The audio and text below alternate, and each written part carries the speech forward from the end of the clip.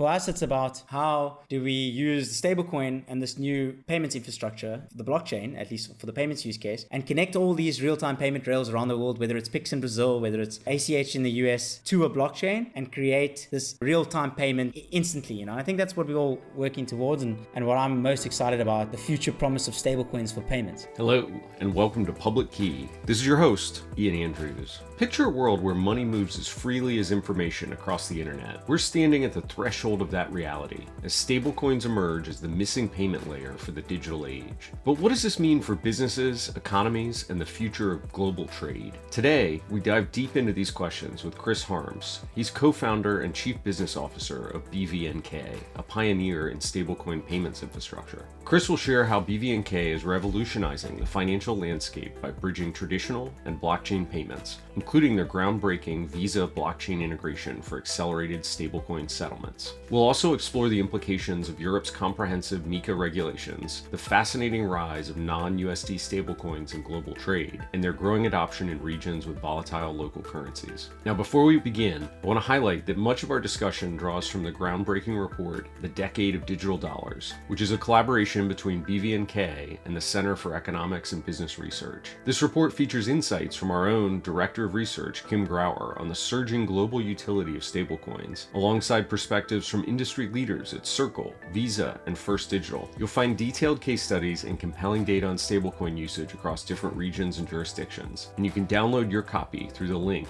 in our show notes. Now, let's explore the future of digital money with Chris Harmse. Today I'm joined by Chris Harmse, who is co-founder and chief business officer at BVNK. Chris, welcome to the podcast. Hi Ian, it's really great to be here. Exciting for this conversation. Well, for those that are listening audio only, they're not going to be able to see what I see, but over your shoulder I can see the skyline of Dubai. So appreciate you joining us from the other side of the world today. Excited to talk about BVNK's business, and in particular this stablecoin report that you published earlier this year. I think there was some fantastic information there all about what's happening across the crypto ecosystem with stablecoins. But maybe let's start with a little bit of your background. How did you find yourself in the world of crypto? I think you started in traditional finance. Where did you first encounter crypto? No, I did exactly that. So I actually spent a bunch of time in investment banking on sales and trading desks at banks. I guess when it first came across the screen was really on a Bloomberg pop-up, being on a kind of an FX desk. So you would see this magic internet money coming up, popping up, all the FX traders trying to figure out who should buy it. When I actually pulled the trigger on that, I actually left banking at back end of 2016 and set up a hedge fund with my ex-business partner. Effectively, that was my entrance. So we very much approached crypto leading into 2017 as this new asset class to invest in. And crucially, that was also my real interaction with stablecoins, which was, we were using stablecoins to move money between different crypto platforms to execute some arbitrage trading strategies. And coming from the banking world where you had all these SWIFT and a few other payment systems, just running dollars on a blockchain just made so much sense in the ease of use. So it was really like I came to crypto as an investor and stayed for the payments, basically. Think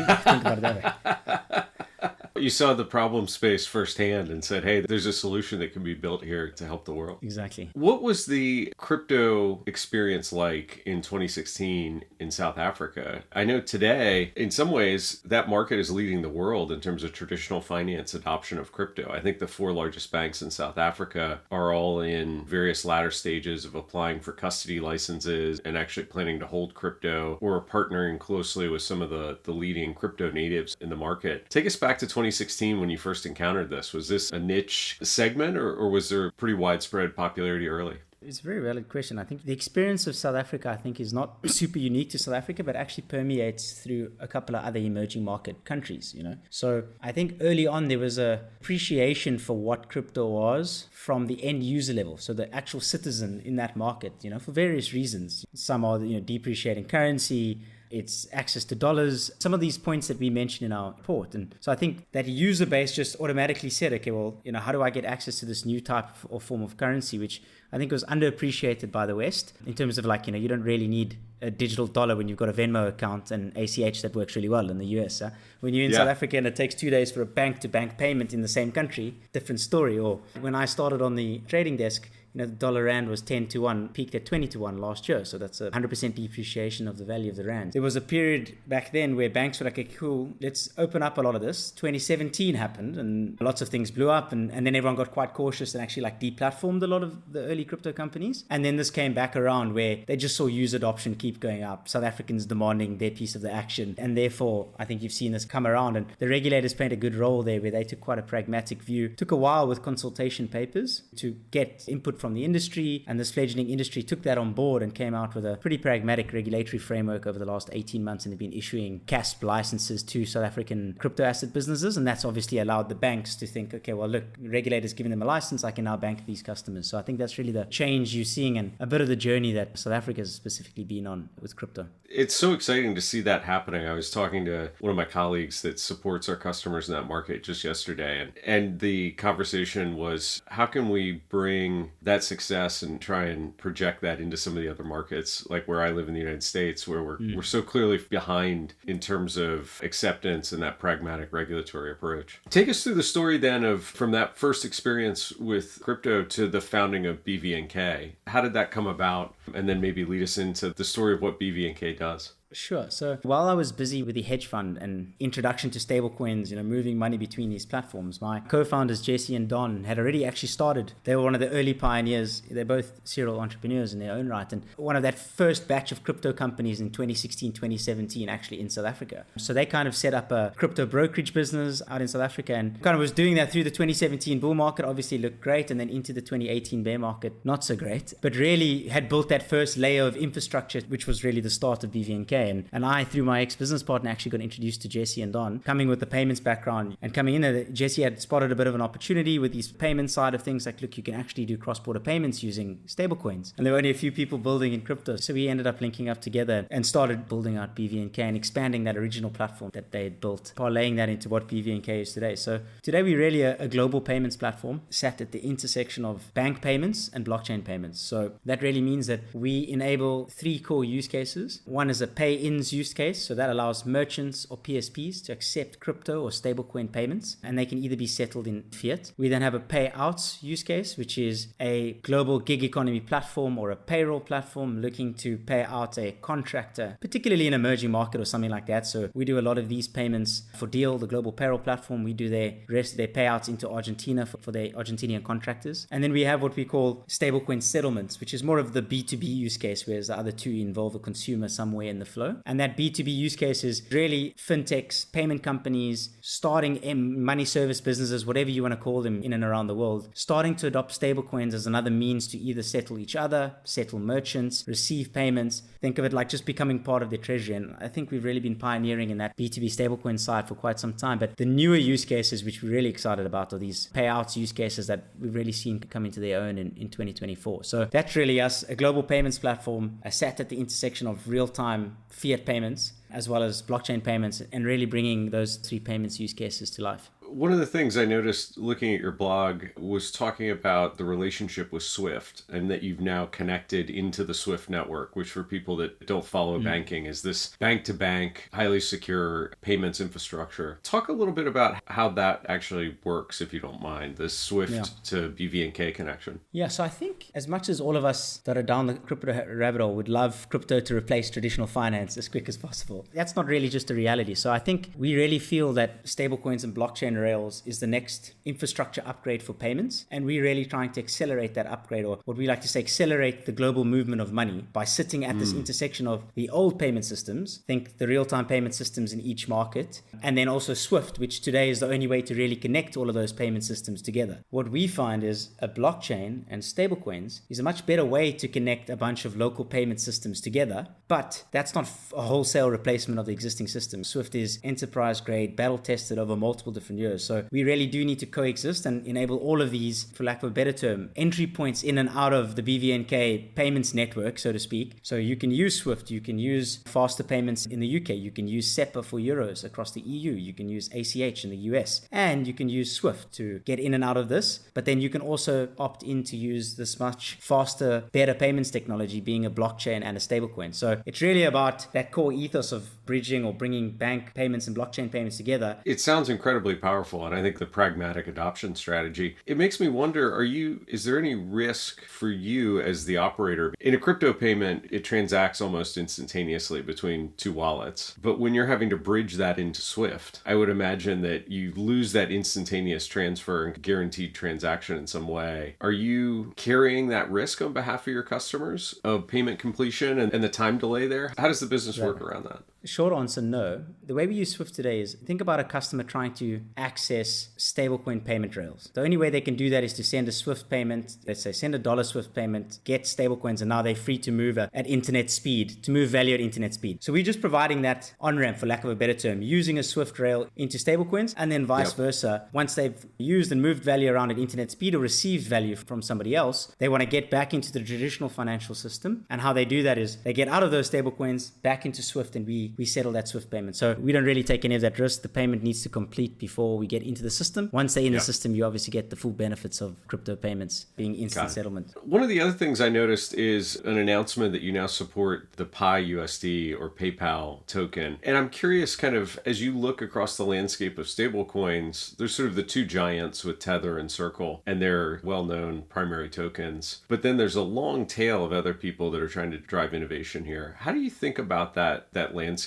Do you support every stable coin, or are you picking winners there? It's a good question. And given we've been in the space for quite some time, 5 or 6 years really building in the stablecoin space. When we started, stablecoin market cap was 5 billion, and there was basically one game in town. There's now 170 billion, as you say, two really market leaders, and then a host of others coming to market. And I think 2024, it really feels like every other week there's a new stablecoin issuer launching somewhere. So we very much took a deliberate strategy to be a multi-stablecoin platform. So we really let two things guide us. Firstly, customer or end user demand, and then secondly, liquidity. So naturally, you needed liquidity to be able to complete hundreds of millions of dollars in payments. So obviously early on, USDT was the only game in town. USDC started coming into the fold, and we've really, I guess, added them into the platform that way. Being a highly regulated crypto business, we have to have a token vetting policy based on the regulation. So we run all of them through that, but it's very much about, look, what are customers demanding? And same for the chains that we support. So again, we don't go off and try to pick a winner in the layer 1 or layer 2 wars. It's really about what are enabling the best payments use cases. So obviously Solana's coming into its own. USDC on Solana is a big one this year. So that was enabled quite quickly because you could see the demand for the payments use cases. So it's really, at our core, we're a multi-stablecoin platform.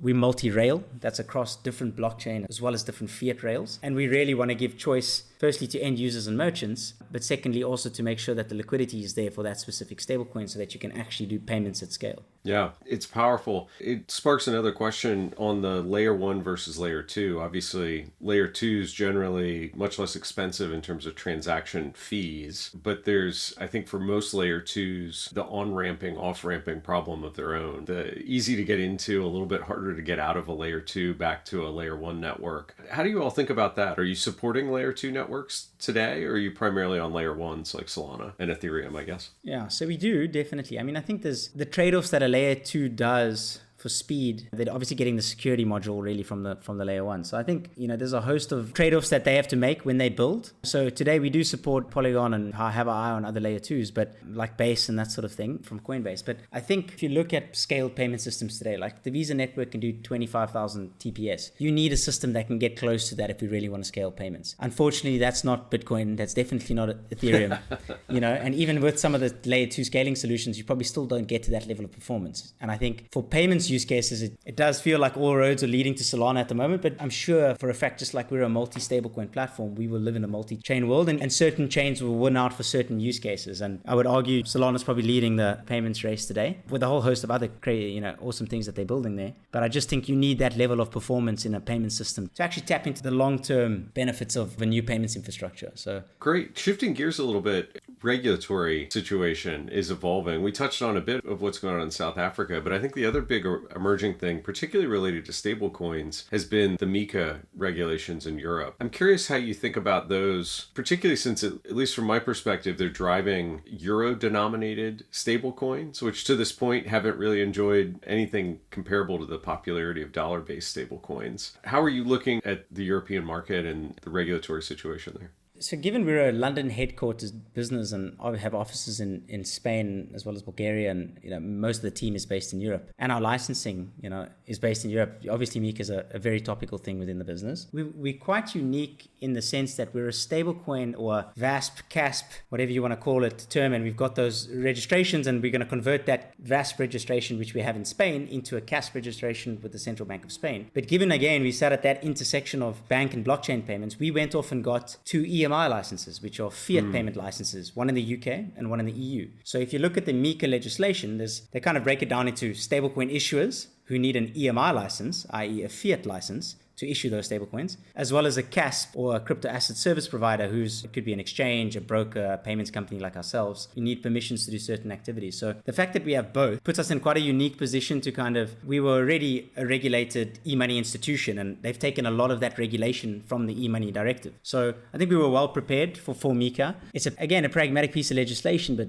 it's come down from the EU, and then each member state can implement in a slightly different nuanced way and on a slightly different timeline. So I think that's creating a bit of uncertainty in the market. Is your specific regulator going to be ready on the deadline, or are they going to extend their specific deadline? So I think there's a lot of moving parts still in the market, but overall I think it's a great step forward in unifying payments and crypto payments and just crypto regulation more broadly. I think there's some, outspoken critics of the stablecoin issuer side, specifically as it relates to how you would manage reserves. Is a EU issued stablecoin fungible with a non-MiCA stablecoin? So I think there's a few things that need to be ironed out there, but I think it's one of those pieces of legislation where once people start operating, there's going to be probably amendments and updates to that legislation just to accommodate actual business and use cases and that sort of things versus, it's quite easy to write a regulation. It's a little bit different to implement that regulation. But overall, I think we're positive on it. We've been prepared for it given where we sit. And it's been a couple of interesting months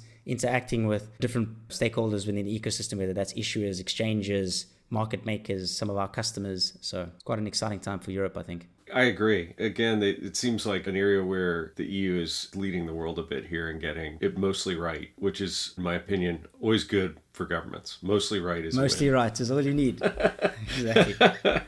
Earlier this year, BVNK released a great piece of research called The Decade of Digital Dollars, focused on the stablecoin market and ecosystem. Maybe we can just start, if you want to take us through some of the key findings of the research. Yeah, so we thought it was quite important it was also that's why we call a decade of digital dollars. So basically 2024 was the 10-year anniversary of Tether. So we thought it was quite a pertinent year. And then I also just feel like stablecoins more broadly came kind of into its own in 2024. So we really looked at a couple of stablecoin use cases and then how those stablecoins are unlocking economic value in the world. Obviously, you guys at Chainalysis do a great geography of crypto assets showing flows between different markets. And I think really, we took a little bit of inspiration from that report around, okay, cool, you guys have mapped out where these assets are moving, but we were really looking as to why these assets are moving. So you mapped out where they're moving to and from, and we wanted to take it, maybe just look at it one step further. So where we got to the three kind of core findings is really, digital dollars are being used as a proxy to get access to dollars, because in many markets around the world, you cannot get access to dollars. So I'll take Argentina as an example.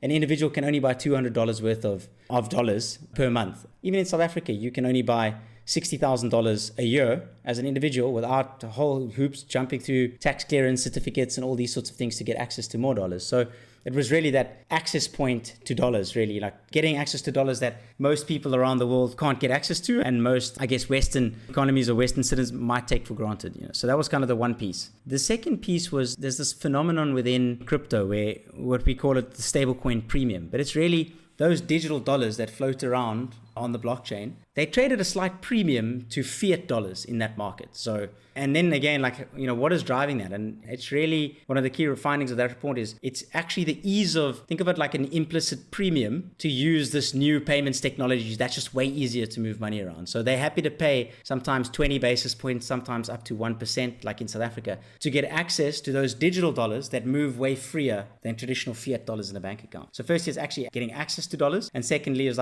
what premium are they willing to pay to move their dollars more freely and easily on the blockchain versus traditional banking and payment systems? And then how much economic activity does that unlock by effectively creating this unlock of, or faster velocity of money through the system. So those were some of the key findings that we looked at and some of the use cases and that we enabled. I'm curious on the premium conversation and what you think is driving that, if we can dive in there a little bit. It seemed to me like that might be a reflection of the risk of holding whatever the local currency is, particularly in some of the really high inflationary countries that you were studying, like Argentina or maybe Turkey. But any sense for why the premium might be that high? Yeah, I think you've hit the nail on the head. When you do user interviews and you try to understand why people are willing to pay that premium, it's exactly that. So if you look, like I mentioned earlier, I'm South African. When I started and entered banking in 2012, the Rand was at 9, 10 to 1, now 20 to 1. So it's lost 100% of its purchasing power in 12 years. And that's an orderly depreciation. And then you look at Argentina, for example, which has lost 24x of its value over the last 5 years. That would make crypto volatility look eye-watering. So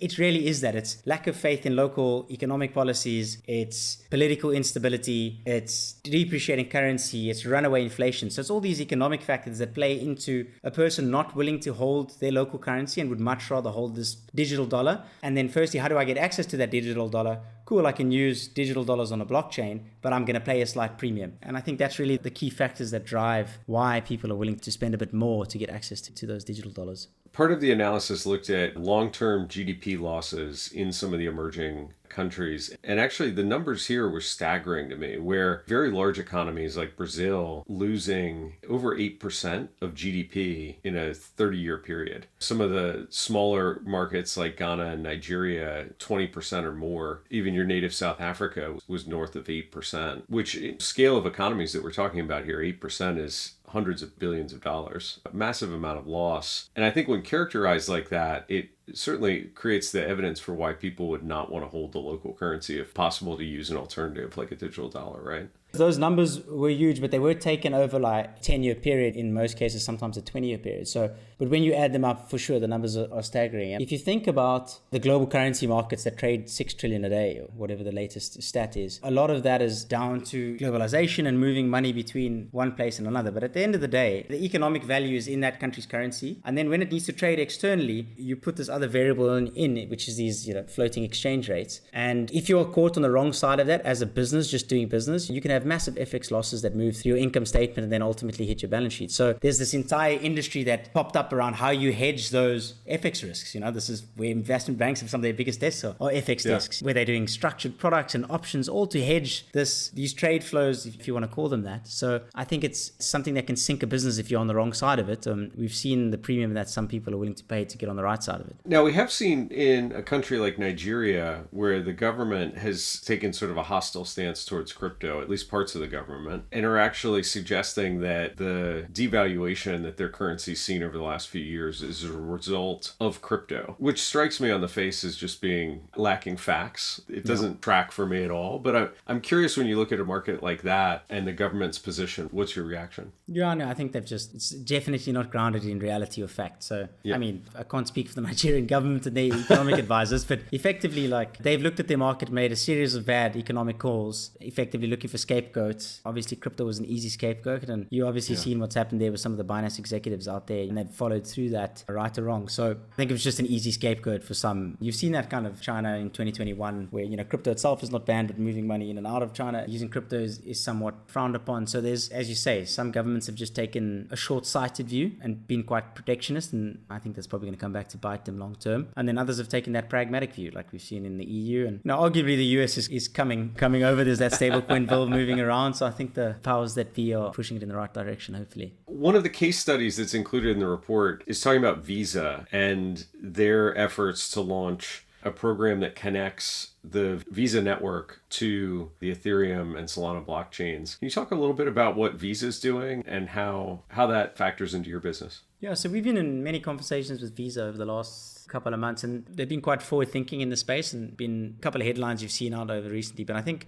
it struck us at the back end of last year where Visa really started pushing what they call their stablecoin settlements pilot. And if you think about where BVNK plays, we've really been helping global PSPs and fintechs get access to stablecoins and then settle settle a merchant. So if you think about a global Visa payment flow, it starts with the user of a card spends, goes to the issuer sends it to Visa Treasury, this is the money flow. Visa Treasury sends it to the merchant acquirer, and the merchant acquirer settles the merchant. So that's the flow of funds that happens in this insanely big Visa Treasury that where it is today. What we've been doing for many years as BVNK is we've been helping merchant acquirers, so on the right side of that flow, if you want to think about it that way, settle merchants, get stablecoins and settle merchants. What Visa have done now is they've said, cool, on the issuer side, we as Visa will allow the card issuers to be able to settle us in stablecoins, specifically USDC, almost bringing that full end-to-end settlement cycle on-chain, which has got significant benefits. One of the main ones is each card issuer needs to post collateral with Visa for whatever card program they're running, and it might be 4 or 5 days to cover weekends and that sort of thing, to just make sure there's enough money that every time the card spends, that card payments don't fail in terms of hitting the authorization rates. So effectively, by opting for a faster real-time payments rail, like a blockchain, they are able to facilitate faster settlements and bring that end-to-end settlement on-chain. So I think they've been pioneering in the space. They've obviously a massive org and move slightly faster than some startups like us would like. But effectively, all credit to them. They're doing the right things and running the right pilots in a controlled environment, given the size of Visa and their importance to the payments landscape. We've just continually in conversation with them, looking how we can help their pilots and some of the priorities that they have, given we're doing north of 6.5-7 billion in payments volume and are one of the main players in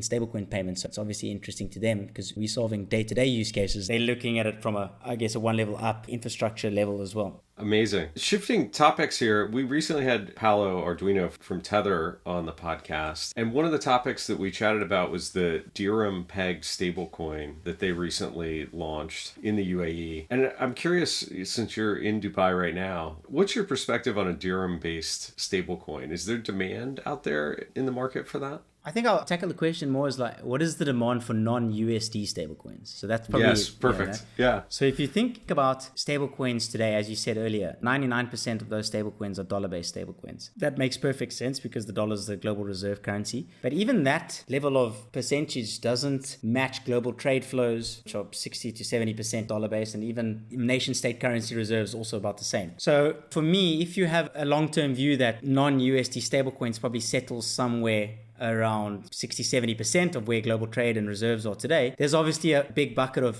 new non-USD stablecoins going to pop up. And I think that race is heating up, basically. And that's where you're seeing, whether it's at nation state level or private stablecoin issuers, like in Singapore, there's a few that have SGD stablecoins. Indonesia, there's a local company that issued a IDR one. There's one in Philippines. There's the e-Naira, which was issued by Nigeria, which is obviously a bit of a fail. But you've got the AED one that's come to market. There's one in Brazil. So I think you're seeing those non-USD stablecoins start to pop up. For me, the most interesting thing about non-USD stablecoins existing at scale is you can start bringing, just like we were chatting about, bringing in the full settlement cycle of a Visa card payment on chain. You can now bring global payments fully on chain because you can go USD, non-USD, you can go USD stablecoin to a non-USD stablecoin, because right now you keep having to get in and out of that fiat world into the stablecoin world, just like we explained. So I think once you have natively issued stablecoins, like I said, either by a nation state or private company, you start being able to enable really interesting use cases like a P2P remittance payment that runs fully on a blockchain, automatic, programmable. Then it gets quite exciting. That world is probably, 5 to 10 years away, but things happen a lot faster than you think. But I think it's an interesting development. We're watching it closely. Today, obviously, 99% are still USD backed. I think that remains true for the next couple of years. I am quite excited to see where payments can go if you have more currencies, at least G7, G20 type currencies on a blockchain,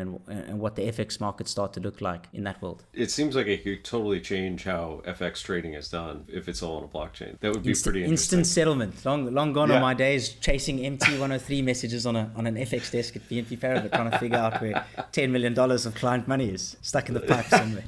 I'm curious because you brought up nation state issued stablecoins. I think a lot of people would refer to that as a CBDC or central bank issued digital currency. It seems like we go in waves of popularity and pilot projects there. Are you seeing anywhere those are actually getting traction and some level of adoption and usage? Again, kind of hit the nail on the head there. It's like you've got these waves, and I think what really sparked the original version of nation states or CBDCs starting to make a bit of noise was on the back of the Libra Diem project by Facebook. They looked at it and said, look, if Facebook issues some sort of currency, we're at risk of, to 3 billion people, we're probably at risk as at nation states. So let's probably pay attention. So I think that really kicked those CBDC research reports, pilot projects, all of that sort of thing. My view, and there's many smarter people working on this, from PhDs in economics and this sort of thing, all sat at central banks, I just think I let use case and adoption, like, what are they going to be used for? I'd let the use case drive me. So there's a lot of theoretical things about why this would make a lot more sense. But if you just look at the function of the bank and me as a user and how I use money today, I do not ever, just like we said earlier about governments getting most things mostly right, I don't think central banks want to move into retail banking, which is effectively what this would do. It would give an individual user an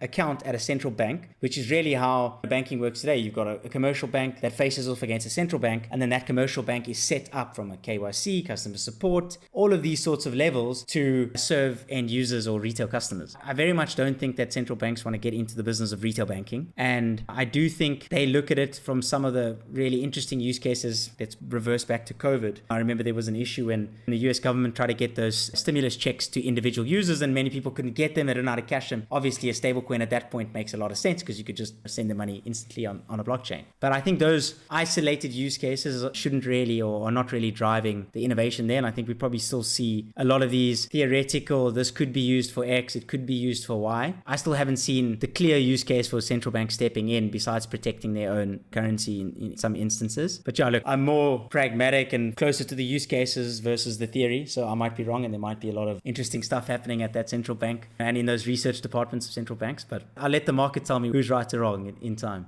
That's right. Your perspective and mine are very much aligned on this point, so we can be non-experts who agree strongly. Nice. Last question for you, Chris. When you look forward over the next 2 to 3 years, what gets you really excited in this space? What should people listening keep an eye out for, either coming from BVNK in terms of innovation you all are driving directly or kind of market-changing dynamics that we should be aware of? So at BVNK, we've really been on this mission to accelerate the global movement of money. And the vision that we have of where we see this going is connecting real-time payment rails. So local payment systems who are all innovating at their own pace together using a blockchain, i.e. kind of replacing SWIFT and upgrading payments infrastructure. So we've obviously done that in Europe with our access to SEPA. We've done that with faster payments in the UK. We're doing that now, and I'm most excited about our US expansion. So we've been expanding in the US over the last 12 months. We have US MSB registered in Delaware, multiple MTL licenses coming through, getting access to local payment rails. So for us, it's about how do we use the stablecoin and this new payments infrastructure, the blockchain, at least for the payments use case, and connect all these real-time payment rails around the world, whether it's Pix in Brazil, whether it's ACH in the US, faster payments in the UK, Pay Now in Singapore, to a blockchain and create this real-time payment instantly. I think that's what we're all working towards and what I'm most excited about, the future promise of stablecoins for payments. I think the 2024 has been a great year for stablecoins more broadly, but I think more payments professionals are starting to wake up and see, look, the last big innovation in payments infrastructure was probably when Visa came around and innovated around there. So we are looking at a real core upgrade to payments infrastructure that we haven't seen. I think the first generation of fintechs very much, put a great UI on very shoddy infrastructure, and now we finally have a full infrastructure upgrade, and getting that more permeated into the market is really what we're quite excited about and are driving towards and bringing to life at BVNK. Amazing. This has been a fantastic conversation, Chris. I learned so much. Thank you for joining us on Public Key. Ian, always great to chat and look forward to hearing this on the airwaves. Hey there. Thanks for listening to another episode. If you enjoyed what you heard today, do me a favor. Open up your podcast app, rate the show. Give us a review, tell us what you liked. Even better, you can share the podcast with your friends. And of course, make sure you subscribe so you don't miss the next episode. In today's rapidly evolving digital landscape, cryptocurrency investigations have become a crucial element of modern law enforcement. The Calgary Police Service recognized this shift early on, becoming Canada's first law enforcement agency to establish a dedicated blockchain investigations unit. Working in partnership with Chainalysis, they've transformed their approach to crypto-related cases. Our industry-leading tools have enabled their team to swiftly identify threat actors, evaluate case viability, and significantly reduce investigations time. The impact has been remarkable. Through comprehensive blockchain forensics training, officers are now equipped to navigate the complexities of digital asset investigations with confidence and precision. To see this transformation in action, watch Sergeant Danny Leong demonstrate how the Calgary Police Service utilizes Chainalysis in their training program. You'll find the full video on our blog, which is linked in the show notes. As always, we're grateful for the continued support of our customers, partners, and industry collaborators who share our mission of building trust in blockchains. Until next time, this is Ian Andrews, signing off.